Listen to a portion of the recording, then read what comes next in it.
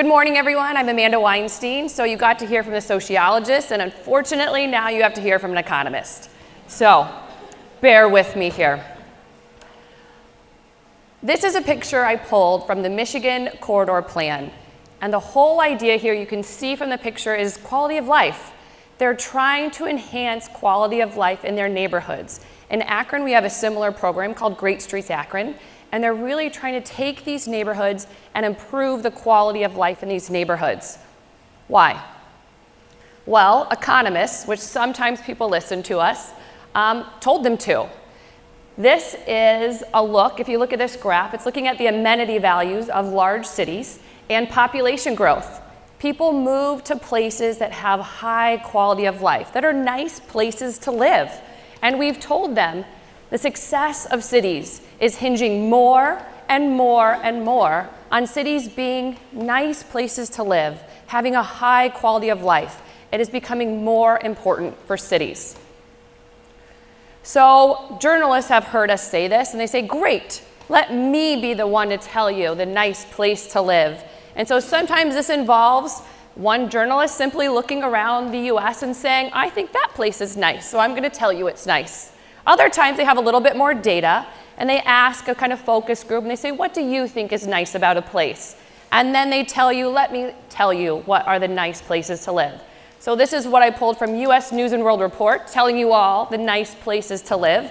Their top one, this is the fifth on the list, fifth top, Fayetteville, Arkansas is the top. So if you just think about like, hey, what's the nicest place to live in the entire US? I'm sure you all were like, Fayetteville, Arkansas. Totally Fayetteville, Arkansas. Okay, Fayetteville, all right, it's probably nice. I've never been there, so I don't know. Do I have any Fayetteville, Arkansas local natives here? No, that's good. I should ask that before I talk too much. Okay, number 4, let's keep going here. Des Moines, Iowa. Okay, sure, maybe. Denver. All right, there's a mountain there. I'm seeing this. Denver's nice. Okay, 2. Colorado Springs. I actually lived there for about a decade. It's lovely. I liked it. I don't live there now, and I don't want to go back. Okay, but maybe it's number 2. Number 1, what is the top city? Right, think in your mind. The top city everyone in the US would die to live in. Austin. Oh, it's nice. All right. When I think of the top places to live in, these are not my top 5 that I think most people in the US like, I'm dying to live there. Everyone is just trying to get into Fayetteville, and they just can't for whatever reason, right? I tend to think, so I was actually born in California, I think about a beach, right? If I could be anywhere, maybe I would be sitting on a beach every day, lounging around, that's nice. And when I also think about people's preferences, what do they think makes a city nice? What do they think increases the quality of life in an area? People largely are choosing other cities than these top 5. You have a lot of people choosing to live in California and choosing to pay big money to live in California. We can know a lot about people's preferences based on the choices that they make. Where do they choose to live, and how much money are they willing to spend? Are they willing to pay big bucks to live in that city? Why would they be willing to pay to live in that city? It must be a nice place to live. A lot of people pay a lot of money to live in all of those gorgeous California towns. We don't see a lot of people paying a lot of money to live in Fayetteville or Des Moines. So when we think about, all right, how do we feel the preferences? How do we get a sense of what people's preferences are? How do we know what they think makes a place nice? So when you think about, I'm gonna think about cars right now. So if you saw a car listed and the price of this car they're offering is $2,000, would you think, man, I'll bet a bunch of celebrities are gonna want that car. That is a nice car. No. So my husband just bought a Tesla online without telling me. Very nice car, costs more than $2,000, I can tell you that right now. A lot of people think that's a nice car, didn't cost $2,000. When we like a place, we bid up the price of that. Same thing with a house. When you bought your house, I'm sure all of you, if you're in a house, if you own that house, there was some other house out there cheaper than yours. Why didn't you buy it? You could have, right? You're in a house that's more expensive. Why didn't you buy it? You bought the house you're in because it's nicer. And you paid money because that place was nicer. And a big thing about the price of that house that every real estate agent will tell you is location, location, location. When you buy that house, you are inherently buying, yes, the number of bedrooms and how large it is and the granite countertops and the bathrooms, but you are also buying location, location, location. You pay for location, and you pay for all the things about that location.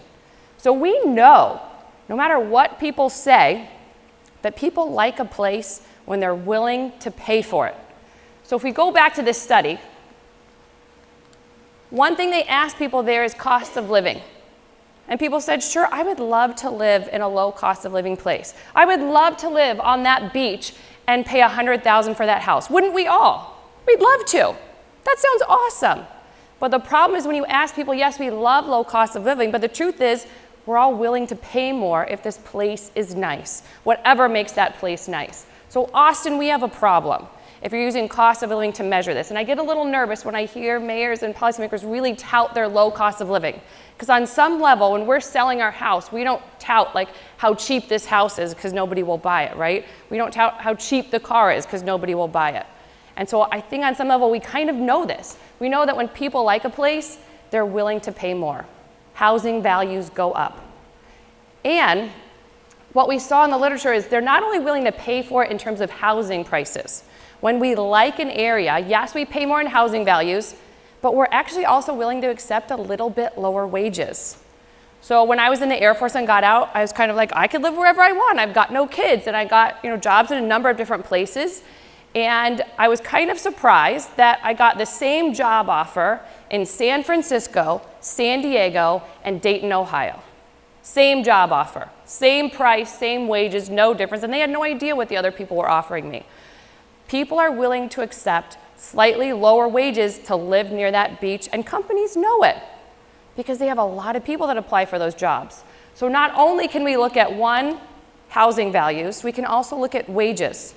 People are willing to spend more on houses and actually accept lower wages if they think a place is nice. So we can get a measure. We can use that. We've got data on housing values. We've got data on wages to measure where do people think is nice. So we could look at this large sample we have from the census and ACS, looking at, all right, these housing prices and looking at what people are accepting in wages to get a measure of quality of life. Higher housing prices, so that's that R there, and lower wages, all else equal. So using this method of revealed preferences, of seeing where people choose to live and their housing values and wages, given this methodology, this is now the top 5 using this methodology. The first one up there, San Luis Obispo, California. Of course, a beach. 4th, San Jose, San Francisco. Of course, we expect that's high quality of life. And more California, and, oh wait, Hawaii. I forgot, it's so far left, I forgot it even existed. They also have beaches. Yep, we also think that's a nice place, right? So of the top large cities, this is what I would expect. Why? Have you ever looked at housing prices just for fun in these areas? This is one thing I like to do. Look up a house in Hawaii. See how much people are willing to pay in Hawaii. Why? Because it's really nice to live there. Gorgeous beaches and all the stuff that comes with Hawaii. Great. All right. It's not just about what people are willing to pay in terms of housing prices and lower wages, but also where do they vote with their feet? Where do they actually move to? And so this methodology should also match with where people move to. And so what you're looking at here, so I know this, especially for the far in the back, you might not see these numbers. What it's looking at is this quality of life estimate by city size. Larger cities where more people move to have higher quality of life. And at the very bottom there is when you see non-metropolitan areas. And when we estimate quality of life for non-metropolitan areas, what we have to do using this data, this methodology, is lump them all together. So non-metro, Northern California, non-metro, Southern California, non-metro, whatever state is, they're just all lumped together as one. Like there's no difference across non-metropolitan areas because that's the data using this methodology. We can't do better than that. We'll come back to that. All right, so using this methodology, we can then kind of classify cities into different types, and you can kind of think about what type your place might be. So we can also think about businesses. So we know people like a place if they pay higher housing prices and accept lower wages, but what about businesses? How do you know a business likes an area? What do they accept? One, they're willing to pay higher real estate prices. They pay higher prices to get into that office space, that building, to get into that city. If a business likes a city, if they really like that location, they'll also pay higher real estate prices, but they will also pay higher wages. So in San Jose, you'll see higher wages there. When that company could locate other places, why do they locate in San Jose and pay higher wages, right? That's a cost of firms. That comes out of their books, comes out of their profits when they pay people higher wages, because they're willing to pay that in San Francisco. They have a whole lot of tech people there. They were willing to pay higher wages to locate in that city, to be near where those people are. So if a business really likes a place, they will pay higher real estate prices, just like houses, but they will pay higher wages if they really like this place, if this place is very productive. So we can then classify these areas into, yes, high quality of life cities, but also high quality of business cities. Cities might have different kind of comparative advantages. So in this top right-hand corner, what you're looking at are cities with high wages and high rents. These are places businesses really like. And so I'm in the Cleveland area, so Cleveland would, let me go forward. So on the bottom right, is where, when you have high wages and low rents, this is where it's a great place to work, Cleveland. So this is their comparative advantage. Cleveland's there, Pittsburgh's there, great place to work. On the top left, the blue, where you have high rents and low wages, these are just places that are very nice to live. And so that's where you see all of the beaches, and yes, the mountains. So you see San Diego's up there, Colorado's up there. Gorgeous place to live. In the top right corner is a little bit of both. It's a great place to work and a great place to live. So the bottom left is the place I'm kind of avoiding. It's kind of a neither. It's not a super great place, not a super great city to live, also not a super great place to work. You have low wages and you also have low rents. But what about those non-metropolitan areas, right? In this literature, what we have to do is lump them all together if we look at them at all. And most of the quality of life literature didn't even consider any of these counties. They just cared about big cities. And a lot of urban economists just cared about big cities. And part of it, that's just what they are used to focusing on, but also part of it is they didn't have the data. This methodology relies on having a large sample of micro-level data of who's buying those houses and what their wages are. We simply don't have that kind of data for small counties, for rural counties. We don't have it. So you get left out of the picture. We don't know. So what can we do? What can we do to think about, well, how does quality of life affect micropolitan areas? How do we think about that place-based policies? How do we think about what makes those places nice? Does it even matter for these areas? And in large part, the literature was, we don't know. We didn't have the data. But we do have some data we can use. We have aggregate data. So I know, bear with me, there's equations.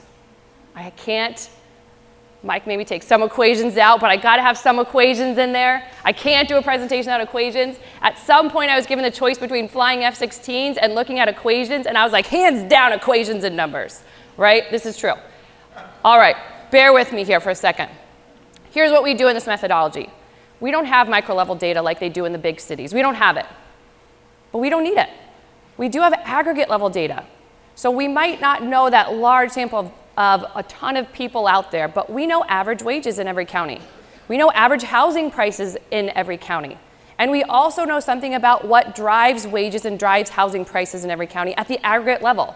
So when you look at that top equation where you see the R, that's housing prices, the average, the median housing price in every county. We know that. That X here, those are the characteristics of that house. We know things like the age of the house drive the price. We know things like the size of the house, the number of bedrooms drive the house price. We can control for all of this at the aggregate level. And then that theta there is what we don't know, given the size of the house, given the age of the house. This is the premium people are willing to pay for that house above and beyond the size, the age, and all those characteristics of the house. What's the premium you're willing to pay given J? J is your location. What is the premium in your location, in your county, people pay for that house above and beyond the housing characteristics? And we do the same for wages. So we know average wages in every county. And we know something about that wage structure. We know average education levels that drive wages. We know the industry structure that drives wages. So that's now all in the X. And we get this same theta. This is the premium. Basically, people are willing to accept and lower wages to accept a job in this county. So we now have a method to look at quality of life in all of the areas that have been ignored in previous quality of life studies by doing this method in an aggregate way and using these premiums that people are willing to pay to live in this location, whether it's higher housing prices or lower wages. And we can now estimate quality of life for every county in the USA. All right, so what we're doing now is using this aggregate way to get those premiums, the premium in housing prices and the amount we're willing to accept in lower wages to estimate quality of life in every single county. What are the revealed preferences of people? Where are people showing us, based on whatever their preferences are, of where they think is nice? And we can also do it for businesses. So the same thing, we can use the same data, the aggregate level, to look at where do businesses like? Because if a business really likes your location, they will be willing to pay higher real estate prices. They will be willing to pay higher wages. They will even be willing, I know, shh, don't tell them, they'll be willing to pay taxes if they like your location. They will. So our top 10. All right, so I'm looking at still metropolitan. I know some of you are like, when is she going to stop talking about metropolitan areas? This methodology has never been done before, using this aggregate level. It has been done using micro-level data for metropolitan areas. So we got to prove that this works. Does this work to use this methodology? Does it line up with what we already know about the quality of life in those big cities? So this is using the aggregate method of using these county averages to estimate quality of life in these metropolitan areas. On the left-hand side, yes, we get it, California. People like you. We get it. People like California. On the right-hand side, this is quality of business.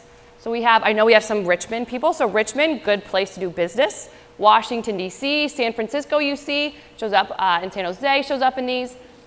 Great. What about micro areas? So this is now looking at a map of the entire U.S., every single county, our estimate of their quality of life. What places are nice? And you can see, yes, the coasts are nice. It's a nice place to live. There's beaches. But you also see the mountains are a nice place to live. There are plenty of places other than big cities, other than metropolitan areas, that are blue up there, that have higher quality of life. Cities aren't the only place that have high quality of life. A lot of different cities have high quality of life. We also see the orange up there are places that might be struggling in terms of quality of life. You see Appalachia up there. You see some other areas. Oh, I just totally clicked through a lot of stuff. There we go. There's the right button. You see Appalachia up there. There are places struggling. These orange counties that show up, they're struggling in terms of quality of life. People are revealing to us that they don't view this place as particularly nice as maybe some of these other blue places. So what are the top 10 micropolitan areas? So these are the top 10 micropolitan areas that people think are nice. Top on the list, oh yes, Hawaii. So Kauai, the Garden Island, it's gorgeous if you've ever been there. Beaches, mountains, they have their little version of the Grand Canyon there. It's lovely, for sure. Mendocino County, wine country, any place that's got a lot of wine, people are gonna love for sure. We have Jackson up, this clicker doesn't like me. Oh, there we go. We have Jackson, Wyoming. People love Jackson, Wyoming. They have lots of extra houses are in Jackson, Wyoming for people that just go spend the time out there when they want to. Gorgeous place. And we have Danville. Danville's up there as number 4 of a nice place to live. We heard a little bit about the River District. Martha's Vineyard. I'll go through this. Idaho. Here's Eureka, California. More we see. There we go. We see, again, beaches are nice. But when you look at these places too, that list of metropolitan areas, it was California, California, California, California, California. The micro areas are different. Yes, you see some California up there, but there's a lot of other places, not just California, that people think are nice, all over the US. So we see North Platte also has a river. North Platte people think is nice. And Key West, Florida. There we go. Yes, more beaches. We get it. People like beaches. And so we can use the same methodology of classifying those big cities into different types of cities. Same thing with micropolitan areas. What do people think about your micropolitan area? Using this housing premium, this housing residual, and using this wage residual. So in this top left-hand corner, these are the micropolitan areas that people think are a nice place to live. And you see at the top there Martha's Vineyard, Hawaii. So down at the bottom is where you see Danville and North Platte in this nice place to live. So if you look at the edge of this blue box, so they're getting dangerously close to being in a box that's not within the blue. We'll come to that. So in the top right-hand corner, this is the great place to live and to work. So yes, we see some California. So some of these areas that are coming up for a variety of different reasons, there's some resource extraction going on there. One of them has a prison. There's some different reasons where they're a great place to live and work. And if we look at the top 10 micropolitan areas for quality of business, we can see the rankings there for micropolitan areas. There are also micropolitan areas that are also great places to work, not just metro areas. On a map, looks a little different than the quality of life one. So yes, we see the coast, so San Jose, and they're in there of great quality of business. But now when you look at Appalachia, in terms of quality of business, it's doing a little bit better. And we see the Great Plains now, some of those areas are struggling when it comes to quality of business. It looks a little bit different.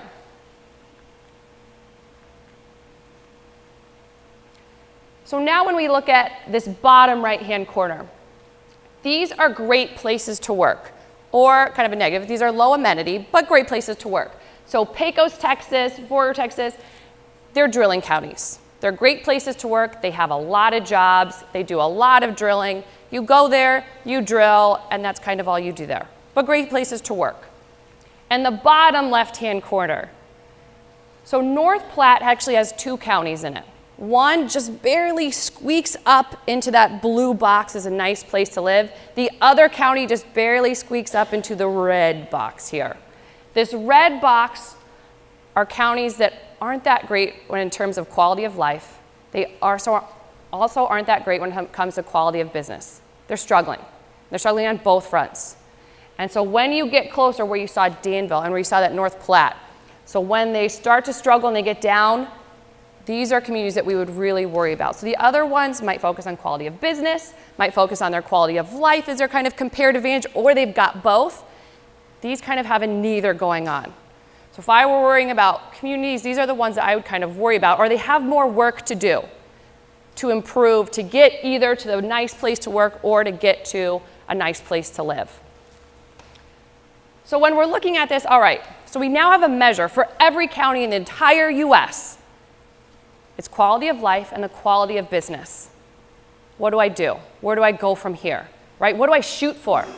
Do I improve my quality of life? Do I improve my quality of business? And essentially the question what you're asking, a lot of in economics is a bit of a chicken and the egg question, right? Do people move for jobs, firm-led growth, or do jobs follow people, amenity-led migration? Do you shoot for quality of life, shoot for the people and let the jobs follow?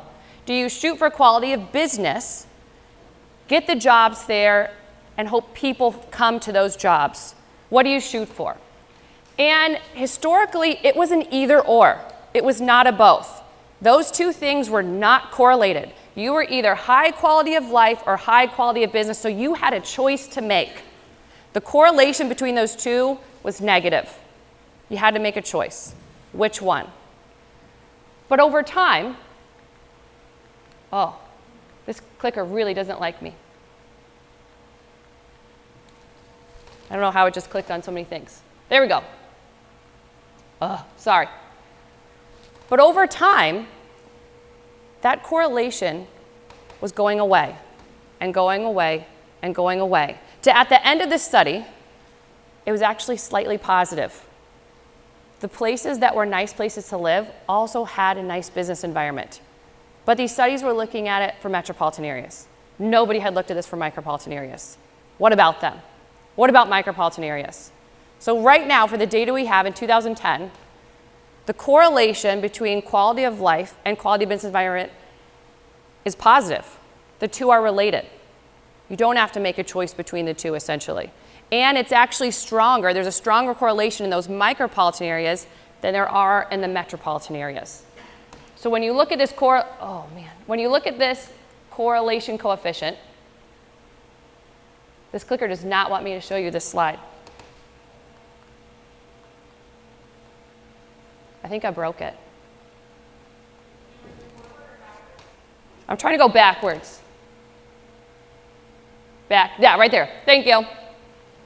All right, so this correlation coefficient, I know, numbers and data. Get ready for a lot of data points right now. I also like data visualization. So when you're looking at this slide, what you're looking at is comparing the quality of the business and the quality of life in just micropolitan areas. And so what you're looking for is that sloped line. Does it slope up, or does it slope down, or is it flat? If it's flat, no relationship. If it slopes down, you make a choice. Which one, quality of life or quality of business? If it slopes up, the choice is easier because the two are correlated. For micropolitan areas, the choice is correlated, right? You have both going on here, quality of life and quality of business, they're related. And you can see some of those same areas popping up, those really nice places to live up there. Jackson, Kauai, Hawaii, they're up there. We see Danville's over on a different part there, North Platte. High quality of life, quality of business a little bit, worrying a little bit more. And on the bottom right, we see those areas that have high quality of business, struggling more on quality of life. All right, so that helps a little bit with the decision, made the decision a little bit easier when you're choosing quality of life or quality of business.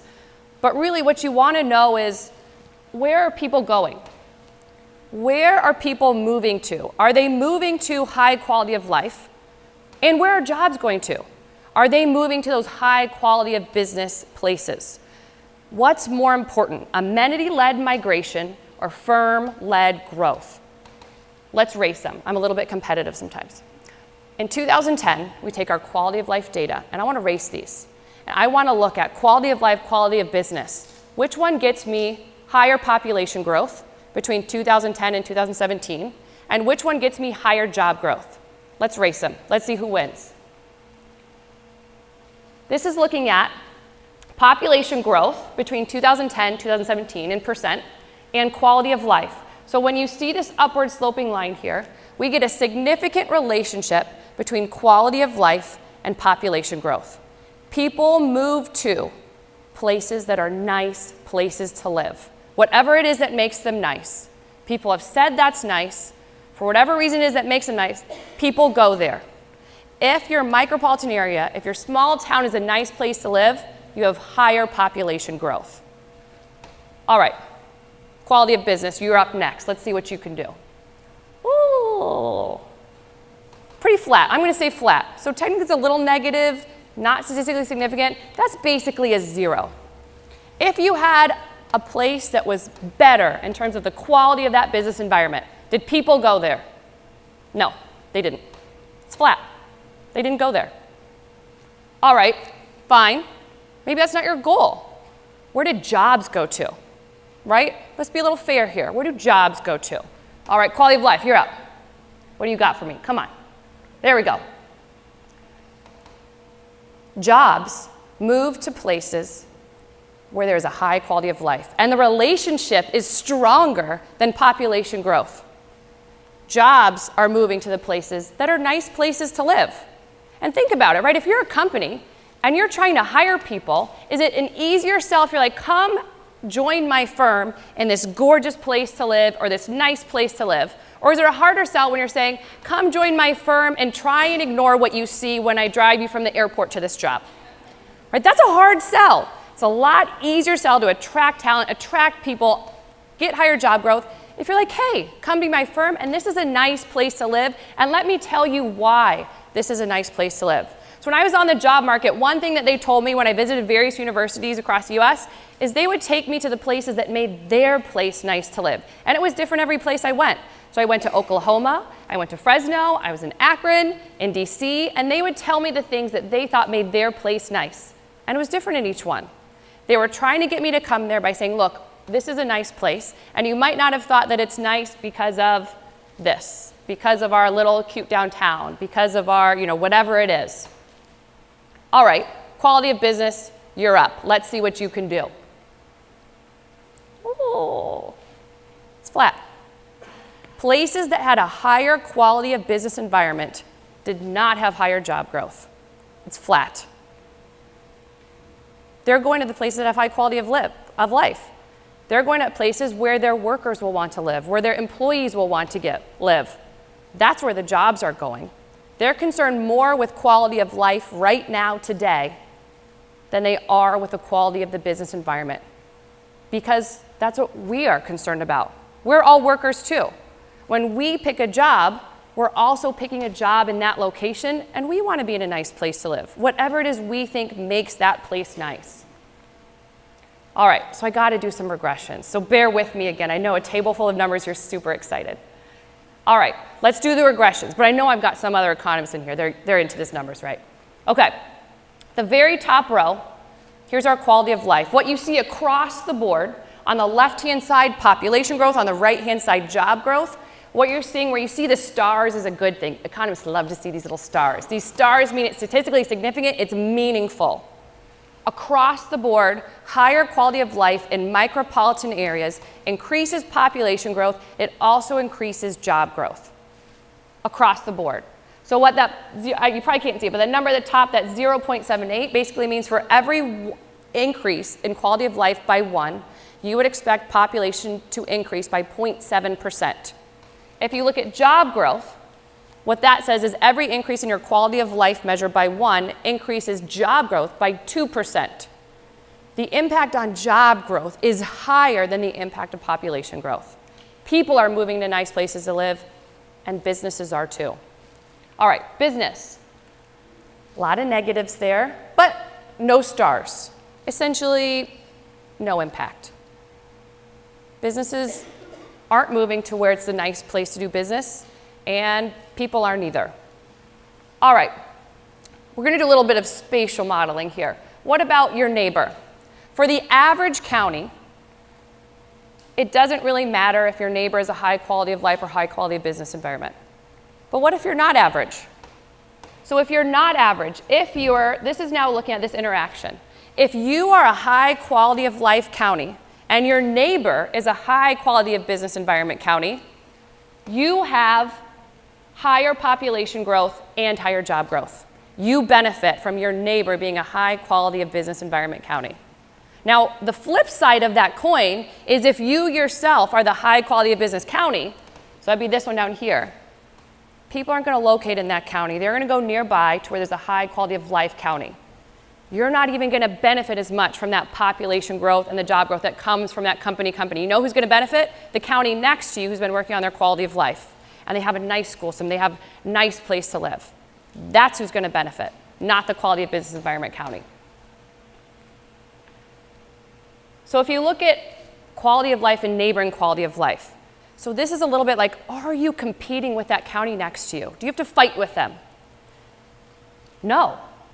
So that positive significant number means that if your county next to you is also a high quality of life, that they've got whatever it is they've got, the cool downtown, a zoo, you're not fighting with them. You guys are working together. If your neighboring county is a high quality of life, that helps you. And you help them. This is a very regional approach to thinking about this. When it comes to quality of life, we're in it together. If they build a zoo or they build a new downtown, you clap for them. That's awesome. Because them being a higher quality of life also helps your county. And when you do something, it helps their county. It is a very regional approach to thinking about economic development. You're not fighting with these neighboring counties on quality of life. You're improving. Because if you want to go to that zoo, people will still live in your county and they'll go to that zoo. But living in your county means a little bit more because they also have the zoo to visit. And the same thing for the neighboring county. But when it comes to those quality of business counties, you're competing. If you're a high quality of business county and so is your neighbor, you will be competing for those jobs. So that's that negative right here. You're competing. So I've said all of this about being a nice place, which is great. It's great to be nice. What makes it a nice place? What? So this is helpful, make it a nice, but what does it mean to be a nice place? What do we know? So yes, beaches, we've seen that, okay. Mountains, again, if you all could build a beach, I'd recommend it. If you all could build a mountain and a ski slope, I would also recommend that. But that would be ridiculous because we can't build beaches or mountains. So what can we do? What can we do to make our place nice? We can look to the public amenities and private amenities. What can we do that makes our place nice? But we have a little bit of an issue there. If we sat down here and I called on every table, list what you think makes a place nice, we could easily come up between all of us with probably 500 different things. I like parks, I like coffee shops, I like yoga places, I like schools, I like roads, I like, you know, it could just go on and on and on and on. And we've got quite a few amenities built up. I think we've got over 100 now. So that's a bit of an issue when it comes to what really matters. So we have new techniques, so a lasso approach and a LARS approach to scale it down, right? Given the hundreds of amenities out there that we can actually measure what matters, what has the most predictive power and what matters for quality of life. So we start in this model. So this is kind of our initial results looking at, we're going to start with about 50 amenities, about 45. And we're going to let this model pare it down for us to the amenities that mean the most, that have the most predictive power. First, we're going to start with natural amenities. So what you see here is basically if you have a higher January temperature, meaning you're not freezing cold, sorry Akron, Ohio, where I'm from, and if you have a lower July temperature, basically people like moderate climates. And people like mountains, people like beaches, we get it. This is not important because you're not going to change the temperatures in your county. Moving on. What can you affect? The public amenities. When you look at school spending, man, that number is positive and there's a lot of stars there. People care about school spending. We can argue how much school spending increases the quality of that school or not. It doesn't really matter because people think it does. And people think higher school spending makes that a nice place to live. People will choose a place that has higher school spending, where their school systems are better. Crime rates. People don't like living in a place where they have to worry about crime rates. A nice place to live has lower crime rates. So you can also look at health. People care about how this location, how this place can affect their health. If you have more physically unhealthy days, this place is not a nice place to live. On the positive side, if you have more healthy days, this place is a nicer place to live. And connection. So you can look at the distance from every county to the nearest metro areas. People also want connection, so connection helps. Being connected to that metro area, or we have an index here for the percentage of people that work from home, which could be a proxy for broadband. Being connected, whether it's through broadband, the internet, roads, social networks, people want to be connected. Connection also makes this place a nicer place to live. And all of this can change. We can't build a mountain, but we can work on school spending. We can't build a beach, but we can work on broadband and connection. We can do that. Private amenities. Food stores. People don't want to live in a food desert. We want to be able to go and buy healthy produce for our kids to make our meals. And so there's a role here for government, there's a role here for the private sector, and then there's a role for the two to interact and to work together. Food stores. Arts and culture. So Emily talked about those wealth. A lot of what you start to see here are also picked up in this wealth framework. When you're talking about the human capital, the school spending, when you're talking about that arts and culture, that cultural capital, it also shows up here. That arts and culture, building on the wealth you have, that arts and culture build on the quality of life in that area. We can work on that. We can talk to people, as Emily suggested, of looking at, all right, what increases that cultural, that social capital? And now we can build on that to increase the quality of life in our area. Recreation. So whatever natural amenities that you do have, forests, hills, beaches, mountains, whatever, lakes, rivers, we can build on that recreation. We can build on that by building on natural amenities and having people use those natural amenities by building on those recreation type places. But we have some work to do. So eating and drinking places here is a negative. So this is a little bit of a problem with data, I think. So what this eating and drinking places are, it's just a count. How many eating and drinking places you have. So this could be your local cafe, your local diner, this could be the brewery, this could also be you have 2 McDonald's. You have, whatever it is. We don't really have a measure in the data we have right now of quality. And this is true with all of these measures. So even there's a lot we can measure here. So we have over 100 amenities in this so far, adding more every day as we get more access to data. There's a lot that we can measure here, but we can't measure everything. No matter what we do, we will never be able to measure every single thing there is about a community. So right now, one of those things that we're working on is the quality of those eating and drinking places, right? Adding a McDonald's is not the same as having a diner that's been there for 50 years that everybody goes to after church on Sunday. Very, very different. This data set doesn't know the difference. It's just a number to it. So some of this means we can get better data, but also some of this means it's really indicative of the other data. What can this data tell us? Where can we push this data to edge? And then what can't it tell us? And with what it can't tell us, sometimes you gotta go to those places and you gotta figure it out. What in this area is building on all of this stuff? What is it about? Oh, they have a cafe that there's been an owner here for 50 years that everybody loves. Oh, this place has 2 McDonald's and a Taco Bell and they have no cafes, right? So some of this is going to the places, doing a little bit more on the qualitative side on all of these measures, even if it's on school spending, looking at those qualitative indicators in schools. It means going to places, talking to people, stuff that they don't usually let economists do. But they do usually let sociologists do. So we have some more in the works on that.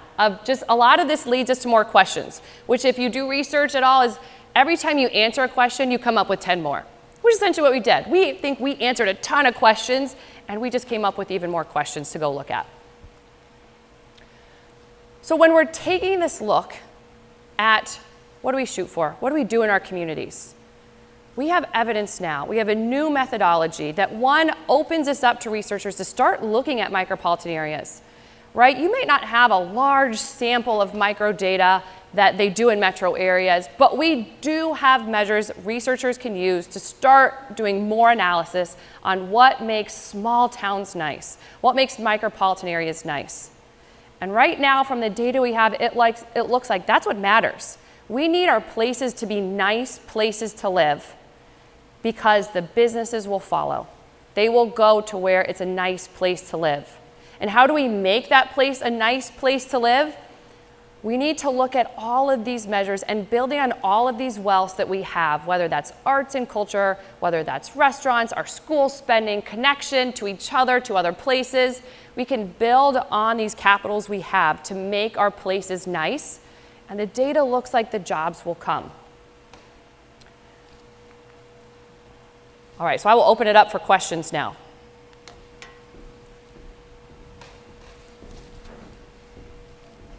I think we'll bring a mic to you. Maybe.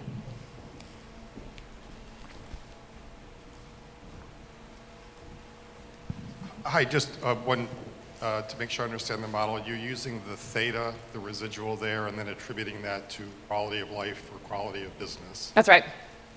Can you really speak to policy without understanding what's in the X matrix that regresses all the other stuff out? Yes. So basically what we're doing is we're taking, for example, housing data. So we know that larger houses, you'll pay more for them. We also know that newer houses, you'll pay more for them. So what we're taking is various housing characteristics that we all pay more for a house and predicting the housing price based on all of these housing characteristics we know people pay more for. And then we have a leftover portion, what we can't predict, using the age of the house, the housing price. We can use some population density in there, things that drive housing prices up. And all of this leftover part is basically a premium, so it could be positive or negative. But think of positive. If it's a premium, people are paying up above what that house would be worth just in terms of the size of that house, the age. So that premium, what you're willing to pay above what your house is worth on all those characteristics, this then becomes what you're willing to pay to live in that county. And then so on the job side, same thing, but now the characteristics are the average characteristics of the population. This would be education, this would be the industry structure, and various job-related things. Average age is in there for proxying for experience, that increase your wages. And then what's left over is kind of the premium from wages you're willing to accept in terms of lower wages to live in that nice location.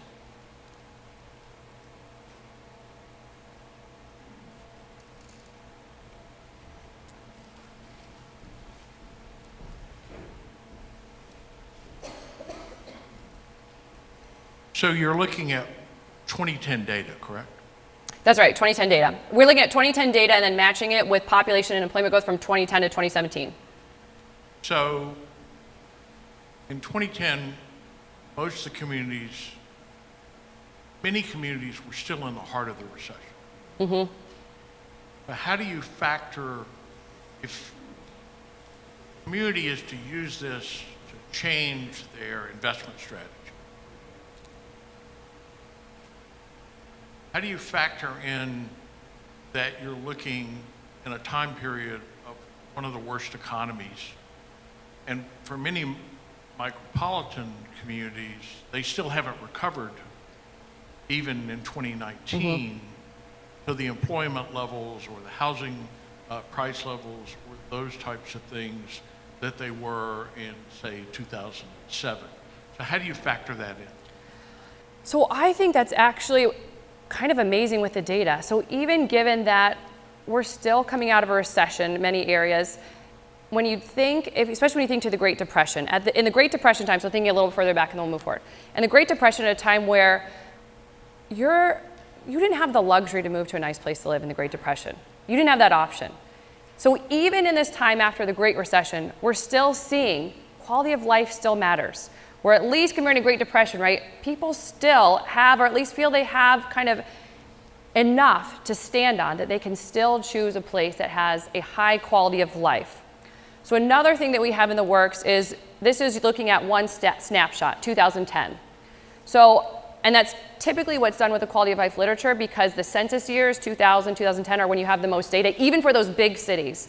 They're kind of restricted to those big census years to get the largest sample possible. But what this method does, looking at aggregate data, is then you're not married to those big census years. So what this then allows us to do, in the future what we like to do, is we could look at a snapshot, a trend in quality of life over time. So we could then look at data from, I think, about 1995 till now, of estimating your quality of life in every single year for every single county from about 1995 to whenever we have the most current data, I think is 2017. And what we can do is look at your trends. And so we could look at what's happening in the recession once we have a trend to look at how does that affect things. And we can also then use it to look at what does each county look like in terms of their trends. Are they trending up in quality of life? Are they trending down? What does their trend look like? And so, and this could also be getting at a little of stocks and flows. So looking at kind of what does your flow of quality of life look like compared to just your stock. So let's you kind of think about it as like a stock measure, kind of where your stock was at in 2010.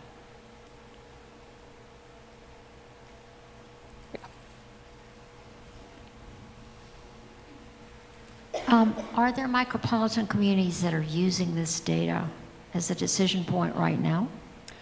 Great question. So no one has ever done this before. So you are actually the first to see this data and to also see this methodology, which I think is super exciting.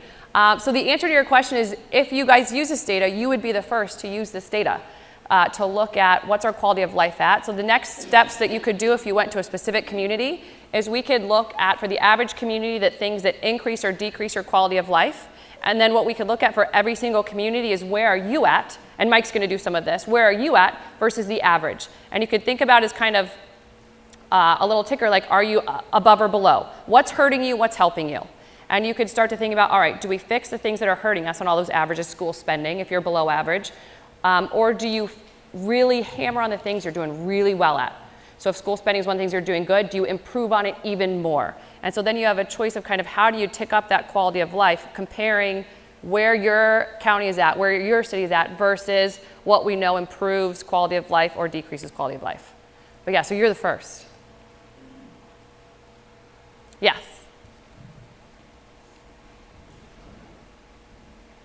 My head is swirling. I know. I like data points and numbers. Did I mention that? No, my head is swirling. So a couple things. Number one, so your colleague talked about a comprehensive wealth framework that measures a whole number of capitals. Mm-hmm. Your measures seem to be based on only a few of those capitals, not Yes. all of them. And so how can you equate quality of life only to the wages and the jobs and whatever, as opposed to measures of the other capitals? So that's one question. Yes. I had three. Another one is the judging moving to a place as sort of the ultimate measure and growth of whatever, as opposed to more people doing better who already live there. So movement to a place seems to be have high value for you as opposed to more people in a place already doing better? Because I don't know who the people who are moving. They may be the people skewing things up as opposed to there still may be a lot of poor people who aren't doing well. So I'm just curious if that's entered any of your thinking as you've been doing this analysis. And there was a third thing, but I forgot it. That's enough for now. All right, so the first one, so thinking about how those wealth measures look. So what we've done with the amenities right now is we basically, if you think about all of the various things that we talked about that are included in those wealth measures. So right now we basically have kind of broken that open in this model, and we just have 100 some variables that are capturing all different aspects in somewhere in those wealth frameworks. So what we would like to do also is generally just look at each wealth indice that we've created there and look at it on the quality of life index. So look at if you have a higher social capital wealth, how does that affect your quality of life? So we can look at those indices and bring them back in the quality of life. So we also can look at, for each specific, for example, school spending fits in, the human capital, or it could be an intellectual capital one. So you could look at arts and cultural pieces fitting in that cultural. So what we're doing is looking at all the various different pieces that would be, all different measures we have that would fit in those different wealth frameworks to look at which ones are increasing or kind of hurting you in terms of your quality of life. But in the future, we'd like to bring in those wealth framework indices to look at quality of life, and also to look at, we want to do a little bit more with quality of business, to look at what increases quality of business as well, to look at how that plays a role. So the other one is moving. So the way that this methodology works is based on the people that currently live there. So the quality of life and quality of business is based on people who currently live there, not based on necessarily people moving. And so really we're basing the quality of life based on what people that live there now kind of think about this area. But then you're right, so then a measure of is, do other people agree with you, is kind of what population looks at. And do firms agree with you is another way of looking at employment growth. But employment growth could also not necessarily be from firms moving to you. Employment growth can also be from you have people there feeling empowered to start a business, and they're now employing more people. So employment growth captures, yes, firms moving, but it also captures people doing well, people starting their own businesses, and people employing other people in their community that don't have jobs. And so often we look towards that firm moving in as this kind of savior large firm, but if we can empower the firms that we currently have and the people that are currently there to start their own business, who better knows about what people in your community want in their businesses than someone who's in that community? I can't think of anyone else who would know better what that community wants than someone in that community. So some of that job growth could very well be from people within that community, not necessarily people moving in.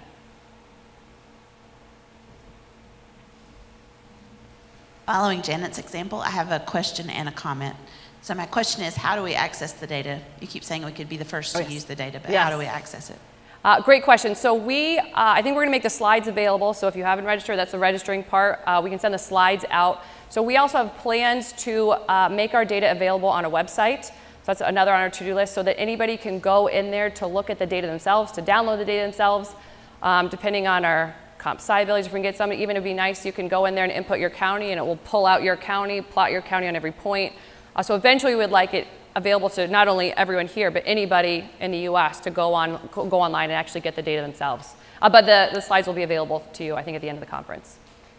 And then my comment is, in your list of the top 10 micropolitans, the one that's located in North Carolina is Kill Devil Hills, which is in Dare County on the coast.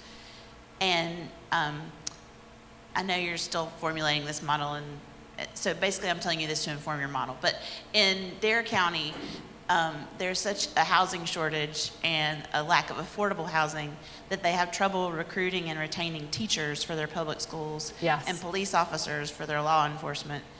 And so when you're talking about quality of life and people wanting to live in a place and people being able to flourish there, like, I just want you to know that's what's happening there. And then, but also they're doing something really innovative that we're writing a piece about, in that the State Employees Credit Union offered zero interest financing to the school system and a local foundation there, so that they could build affordable housing that only teachers and public employees are eligible to live in as a solution to that problem. And our State Employees Credit Union in North Carolina is doing that in 4 or 5 other counties as well that have this housing issue. So, Yeah, I think that's an important point. So when you think about housing affordability is definitely an issue. So there are problems communities face that are actually great problems. So I would suggest that actually housing affordability is a great problem. I'm not suggesting you don't address it. I'm suggesting that if you're dealing with an issue, that's actually a kind of great issue to then have to deal with and fix, because it means a lot of people want to be there.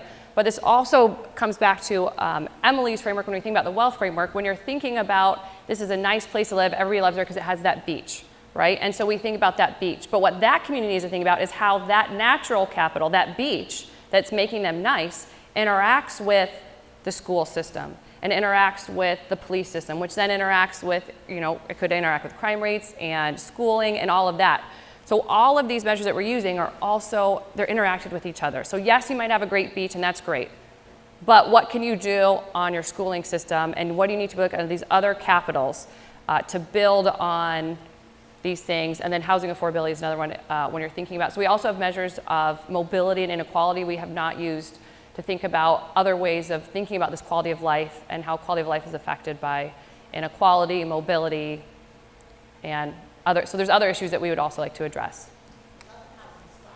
And housing, oh yeah, sorry, I was gonna say that. So we right now don't have measures of, so if you compare like a Texas to a Portland, Oregon, very different on housing regulations. So one has an urban growth boundary, the other allows for unlimited housing. So another thing we'd like to bring into the model is a look at land use and zoning to look at how restricted housing is, because the less able you are to build, the more expensive that house is gonna be. The more free you are to build, the more it can bring those house prices down. So we think that's an important aspect that we want to bring into the model in the future as well. I have a question. So it seems like a lot of the quality of life measure hinges on house prices, right? So it matters, existing home sales versus new home sales and what you're using. So I'm super excited about kind of looking at that data. And it does, of course, the X matters a lot, right? Because what's being explained. So my question is, and I have no idea if this is true or legitimate or, but I'm wondering if there are micropolitan areas that have an older housing stock. So people want to move there and do move there, but they pay less for their house just because there's more work to be done on the house. And if that would be then kind of that micro area would be categorized as sort of lower quality of life micro area. So I'm wondering in that X, how do you account for the quality of a housing even beyond a house, even beyond like the number of bedrooms or bathrooms? Right, so basically we have number of bedrooms, we have the age of the house, we have some other kind of place-based measures, kind of population density, kind of the closer people are in, so that gets at some of the land use-ish kind of stuff. And that it's basically we're limited by the data we can have. So the big ones we have are the age of the house and the size of the house and number of bedrooms. But we don't know, for example, like, does it have granite countertops with a gorgeous new tile floor? Like we don't know. In this data, we don't know that stuff. I wanted to build a little bit on a couple of things that you just alluded to and Janet was mentioning. I think it's important to recognize when we're talking about a conversation that is about creating the conditions that Emily teed up, creating the conditions in a place that enables everybody to have a high quality of life, not defined how you've defined it, but just to thrive.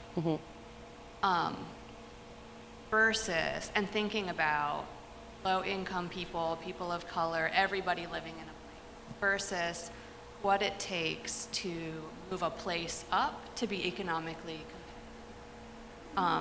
in the regional or national economy, right? And so I hope that we won't lose sight in this conversation of even the conversation we had a little bit yesterday, where Michael was saying it's really important as we start to think about stimulating local economies, even before there's hope, before people believe that really we'll turn that corner, to start building from the very beginning equitable opportunity for people that are already living in a place that might be lower income.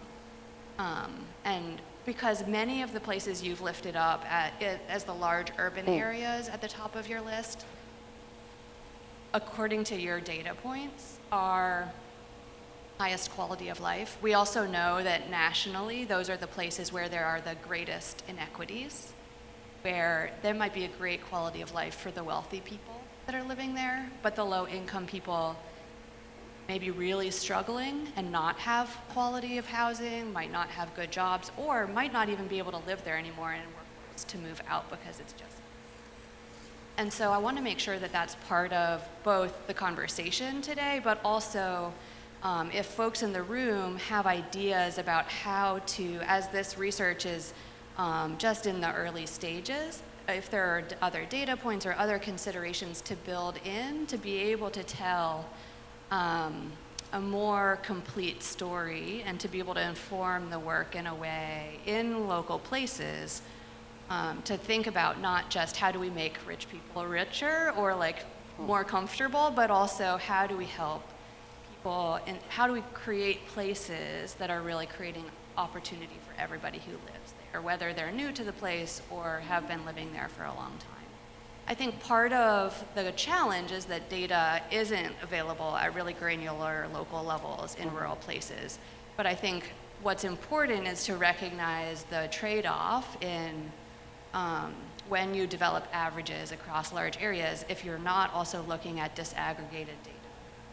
The differences in opportunity for higher income or lower income or the denser populated areas versus the more dispersed areas within a county, which some counties are as big as states on the East Coast. And so to think about, are there inequities, data points that will be able to tell that story too is really important. Yeah, I think that's an important point. So we have, so there's a researcher by the name of Raj Chetty, and we have for every single county a measure of mobility. How mobile are people? How much can people change the circumstances that they were born into? So we have that data incorporated now, so we didn't show it here. So we can look at measures of mobility. How much can you step beyond where you were born into for every single county, rural or not? So we also have measures of inequality for every single county, which we have not built in there. We have some data limitations, what the data can do for especially micropolitan areas. So I've actually done a previous study looking at particularly women and how quality of life changes in cities for women and men. What things do women really look for in a city versus what things do men really look for? And again, this is for large metropolitan areas, but even things like parks and air quality. So what we found is, parks and air quality mattered slightly more for women than men. So there are differences across demographics when it comes to quality of life. We can't get to that level of granularity in this data, but this is where we really rely on Emily, and I might have Emily say something here where what we can look at in this data that Michael talked a little bit more, so I don't want to talk too much about it, is outliers. What are places that are doing better than we'd expect? What are places that are doing worse than we'd expect? And we can get a lot of information from those outliers by doing the qualitative work that sociologists are very good at, to start to go to these places and see what works in cities for the broad spectrum of people across race, across socioeconomic status, and we can look at these areas to look at some of the stuff that we can't show in the data. So some of the stuff that is hard to look in this data are even things like cultural attitudes and a cultural capital. So what we found in our gender paper was, it turns out women really prefer places where they have progressive gender role attitudes. Hugely significant. They don't want to be in a place where the attitudes about gender role attitudes aren't progressive. That shows up as very significant and very important, particularly to women. They want to live in places where the cultural attitudes allow them to do whatever it is that they want to do. So we can think about the same thing in this data is we can't really measure everything that's in this wealth framework. We just don't have the data, cultural attitudes. But we can look at these outliers and we can start to see something and the threads of these outliers from this data to look at, all right, what's going on in these towns? And we can go to these towns and see, do certain attitudes, cultural attitudes matter? I'm going to just real quick add to that I think that it is an incredibly important aspect to the work that we're doing. And when we're starting to look at doing some of the future work that we're going to be doing, looking at the specific capitals and how they relate to quality life. For example, with social capital, we'll be including measures of inequality and how that impacts quality of life. But this piece about outliers is incredibly important. So what Amanda means by that is we're going to be looking at communities that are doing better than we would expect given the data, and places that are going to be doing worse than we would expect given the data. And then we'll physically be going to those places and trying to figure out what are we not measuring that's either hurting or helping those communities. Inequality is absolutely one of those things that has the potential to really negatively impact a community in other ways that we might think that it would be positive.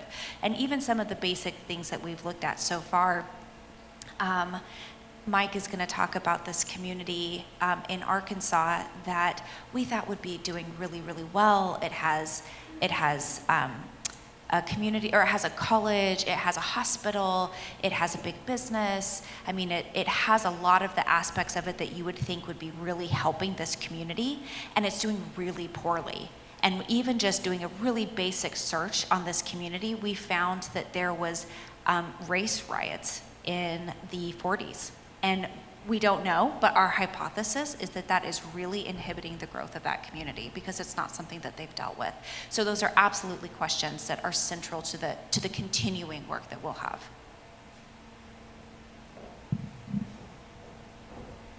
Hey there. I just had a few thoughts on types of data that you could maybe you already have tried to run on this, and I'd be curious what the results were.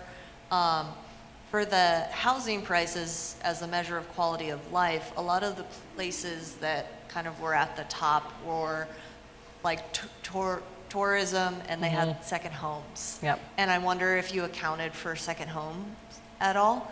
And then the other one would be like when you're looking at job growth, the type of job and the wage, because a lot of those same places have tons of low-wage tourism jobs that are being added. So I think it might be interesting, and maybe you've already done this, looking at types of jobs at a certain wage level or types of jobs in certain industries and how those are growing. Or Yeah, that's a great question. So on the housing one, we specifically use median house values, and part of what median does versus an average is if you especially have those second homes, because so celebrities have a lot of houses in Jackson, Wyoming. But so one thing that median house values helps do is helps discount if the average is brought up. If the average, house price is $1 million because there's so many celebrities that bought like $10 million homes, when we know the median is at, 300, whatever it's at. So using the median helps with that somewhat. So it can still drive up the median house value because it drives up house values across the board. So we've also talked about, and I think Mike might talk a little bit more about this, is looking at where those jobs are. He will talk more about where those jobs are coming from and what types of jobs those are. And then in the future, also getting kind of the inequality is what does that mean for those people getting those jobs? So that's kind of in the works and thinking about where the jobs growth is coming, what the wages look like for these jobs compared to, what they look like in other areas. The number of second houses So if you look at I think bringing in data on second homes would be interesting, and it would get more at that tourist stuff, and if it's the ski resort or the beach or whatever it is, yeah. So I was wondering, had you looked at this state by state? Because some of the things you're talking about, like land use control, each state's framework generally is the same. So I'd be curious, like and even neighboring states are often the same. So North and South Carolina have a very similar sort of setup in the regulatory environment for the state, from taxation to land use policy, et cetera. So I'm curious if you did this study state by state, what that might tell us, because I think that might be, at least thinking about bringing it home. My community, we don't have oil. So right. You had the resource extraction. Those are sort of the outliers. Of course, they're going to have job growth because that's the They've only place the oil is, right? I can't fix that. Williston, North Dakota has a ton of growth. So I didn't point out, Williston, North Dakota has a ton of job growth. So another thing, if you want a lot of job growth, have a lot of oil. Work on that. Yeah. It doesn't help. So on the flip side of that, you mentioned maybe broadband as being, I can control that potentially. So, we built that. But was that, measuring that across the other communities in our state, what impact did that really have on our growth? You know, because another state Right. may not be able to do that, or you know, whatever the case may be. But it seems like state by state, the regulatory environment would sort of It's different. even that out. Yeah. Yeah, so I would hesitate to do a state control. And the reason why is there's evidence when you think about a city to go to, you also consider the state it's in. And this is especially true on like the general attitude stuff. When you consider going to Austin, you think about the fact that Austin is in Texas, and that affects Austin. And so a state control would capture not only regulatory environment, but it captures so much about the state that you might love or not like about that state. But we actually can do even better than that. So especially if we're concerned about the regulatory environment, so we have data on like construction starts, housing starts, and we have a lot of data we can use that we don't have in there now that we can use to look and really control for at least that regulatory environment and how that affects housing prices in that area. And we can get it, it might be the same across the state, and in some counties it's very different. In some counties it just depends. Some of this is the culture of the county. So I live in a town where we don't like new housing starts. We don't want to see that. We just don't. We want to kind of keep it how it is. And so we do a lot to restrict housing growth, which affects our housing prices, which we have accepted as that's fine for us. So it can even vary within a county, but we can use those measures which change across county to get an estimate of what regulations look like, how much are they restricting that growth, and how much are they just letting it go, which we have data on, but we don't have incorporated yet.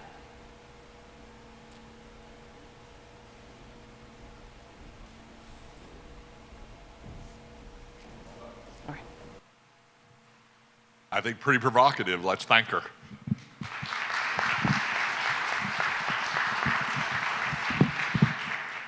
Thank you. We've been encouraged 5-minute break, but only 5 minutes. We'll get you back in 5.